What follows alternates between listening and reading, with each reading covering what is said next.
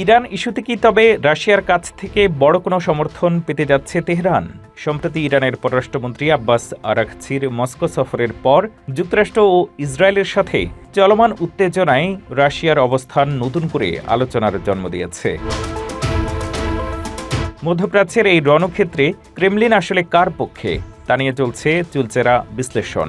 Moscow স্পষ্ট করে জানিয়েছে তারা ইরান ইস্যুতে কোনো সামরিক সমাধান চায় না। রাশিয়ার মতে মধ্যপ্রাচ্যে সংঘাত দীর্ঘ হলে তা কেবল মানবিক সংকটই তৈরি করবে না, বরং বৈশ্বিক অর্থনীতিতেও ভয়াবহ প্রভাব ফেলবে। বিশেষ করে জাতিসংঘ নিরাপত্তা পরিষদের অনুমোদন ছাড়া ইরানের উপর কোনো একতরফা নিষেধাজ্ঞা বা সামরিক পদক্ষেপকে সমর্থন না করার ঘোষণা দিয়েছে পুতিন প্রশাসন। এমনকি ইরানের উপরে নৌ অবরোধের সৃষ্টির যে কোনো প্রচেষ্টায় বাধা দেবে মস্কো।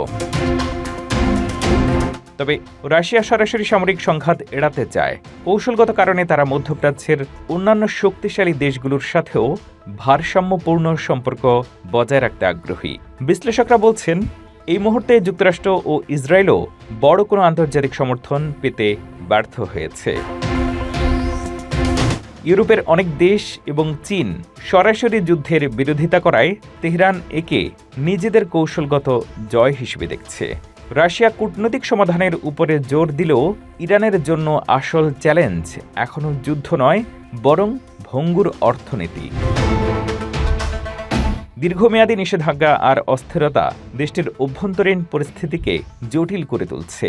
ইরান রাশিয়া এই নতুন সমীকরণ কি মধ্যপ্রাচ্যের যুদ্ধের দামামা থামাতে পারবে? আপনাদের মতামত কমেন্টে জানান।